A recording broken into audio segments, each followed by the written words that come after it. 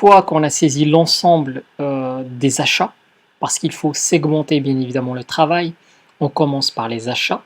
Pourquoi? Parce que ça nous permet en fait de nous familiariser avec notamment de nouveaux fournisseurs, par exemple, si on comprend que ce sont des fournisseurs qui vont être réguliers, régulièrement utilisés en comptabilité. Là, bien évidemment, on crée le fournisseur, sinon on classe ce fournisseur exceptionnel euh, dans autres fournisseurs, par exemple.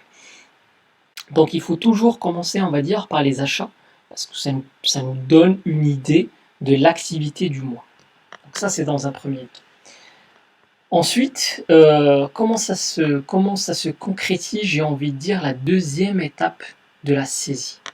On va saisir le relevé bancaire, d'accord? C'est ce qu'on va faire, on va saisir dans une deuxième étape, après les achats, le relevé bancaire.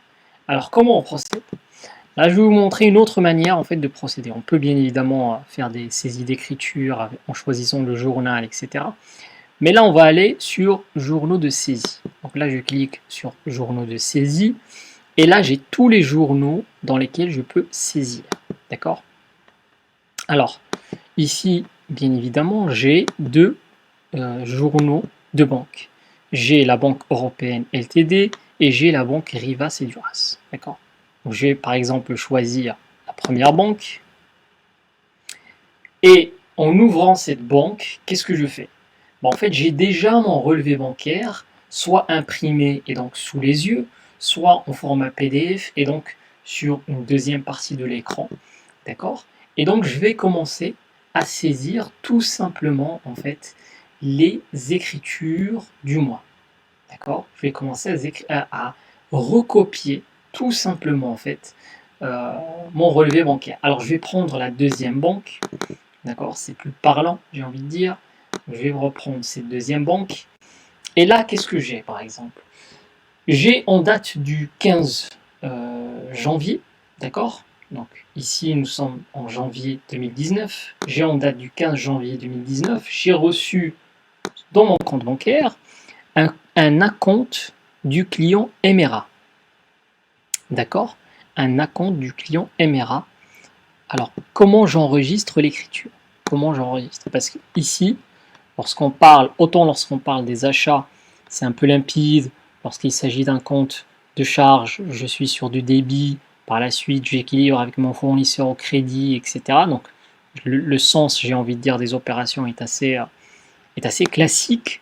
Autant quand je suis sur mon compte bancaire, je vais être à l'inverse de mon relevé. C'est-à-dire que lorsque je reçois une somme sur mon compte bancaire, au niveau de la banque, au niveau du relevé bancaire, ça apparaît au crédit. Mon compte est créditeur. D'accord? Rappelez-vous de cela. Mon compte est créditeur.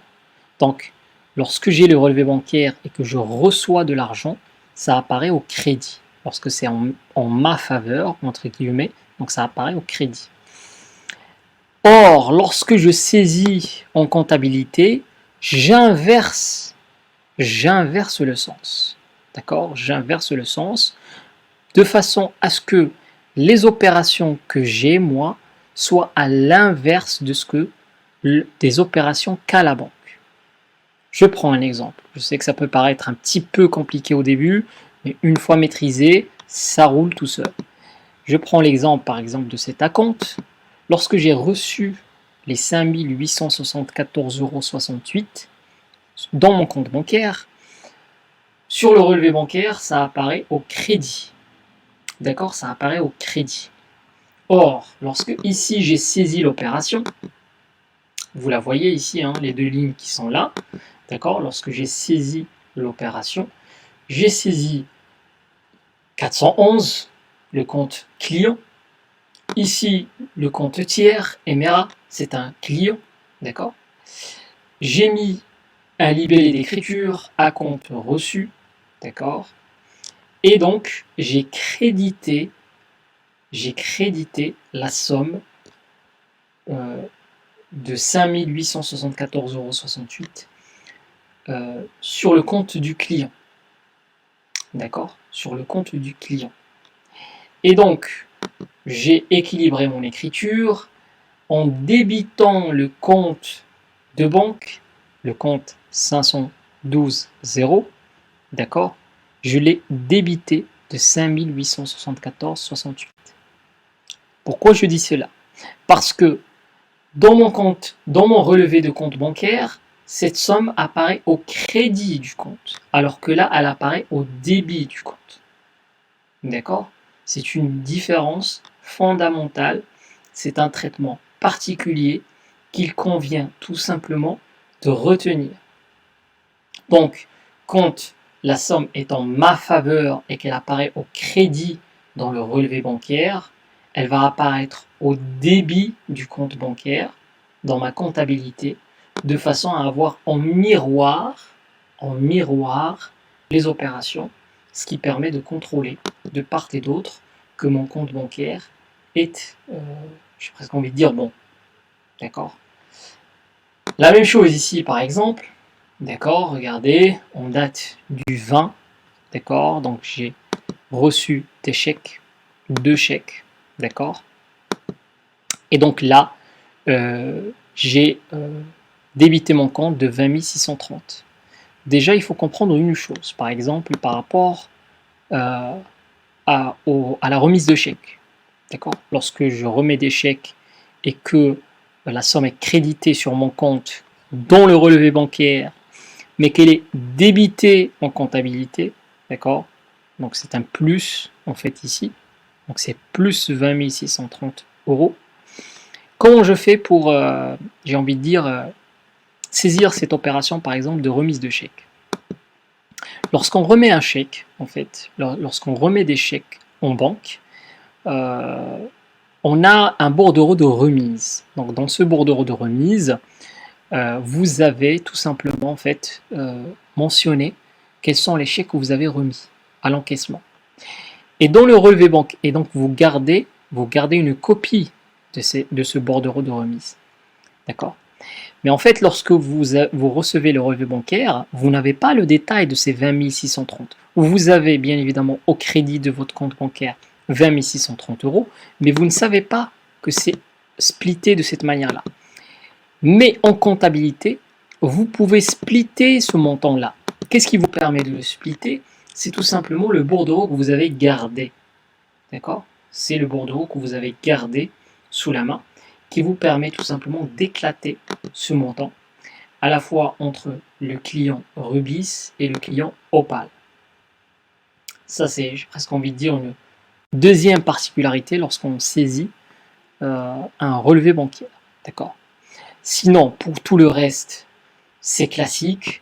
Lorsque j'ai par exemple ici un paiement d'un fournisseur, donc je débite le fournisseur, je crédite mon compte bancaire. D'accord? Je crédite mon compte bancaire. Sachant que sur le relevé bancaire, les 10 000 apparaissent au débit. Je dis bien au débit. Donc c'est quelque chose qu'il faut vraiment retenir. C'est, j'ai presque envie de dire, ce fonctionnement au miroir. Et donc, c'est tout simple pour le reste.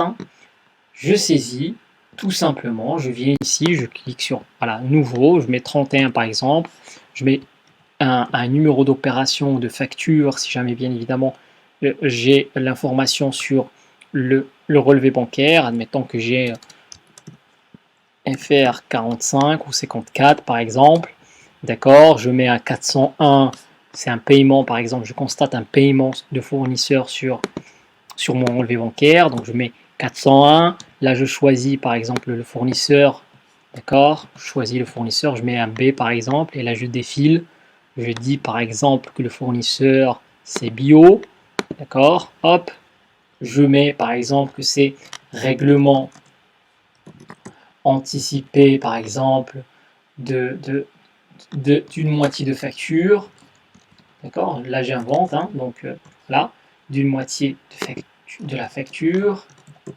admettons, d'accord, c'est-à-dire la facture FR 54. Là, hop, je tabule, je mets pas la date d'échéance parce que ça ne sert à rien ici. Et donc, vu que c'est un paiement d'un fournisseur, donc je débite le fournisseur. Je débite, je mets au débit. Sachant que j'ai envie de dire, dans mon relevé bancaire, c'est effectivement, ça apparaît au débit. Donc là, je mets au débit. Je mets par exemple que c'est 400 euros. Hop, et j'enregistre. Ok. Bon. Regardez, là, ça apparaît ici. D'accord? Là, ça apparaît ici. Donc, qu'est-ce que je fais? Ben, je tabule, je mets nouveau. Voilà, je tabule comme ça. D'accord? Donc, j'ai mis nouveau. Donc, qu'est-ce qu'il m'a repris? Il m'a repris le numéro de facture. Je tabule, il m'a mis bien le numéro de compte bancaire. D'accord? C'est pour équilibrer mon écriture. Rappelez-vous, on équilibre toujours nos écritures. Hop, il m'a repris le règlement anticipé d'une moitié de la facture. Et là, hop, qu'est-ce qu'il m'a fait? Il m'a mis au crédit les 400 euros. Donc, c'est un paiement d'un fournisseur au crédit du compte bancaire. Hop, je mets entrée. Et là, j'ai mon écriture. Regarde, elle est là. D'accord? Donc ça, c'est tout simplement un paiement d'un fournisseur qui a été constaté sur le relevé bancaire.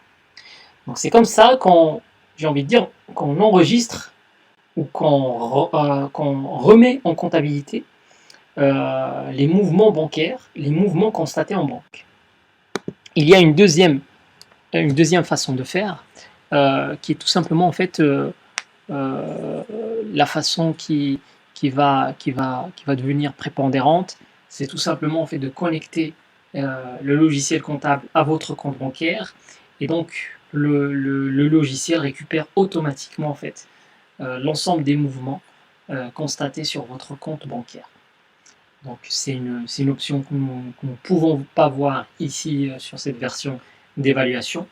Je pourrais bien évidemment peut-être faire une petite démo sur un autre logiciel qui permet cette fonctionnalité, de façon à vous donner une idée sur j'ai envie de dire, cette nouvelle façon de faire qui va vraiment devenir prépondérante.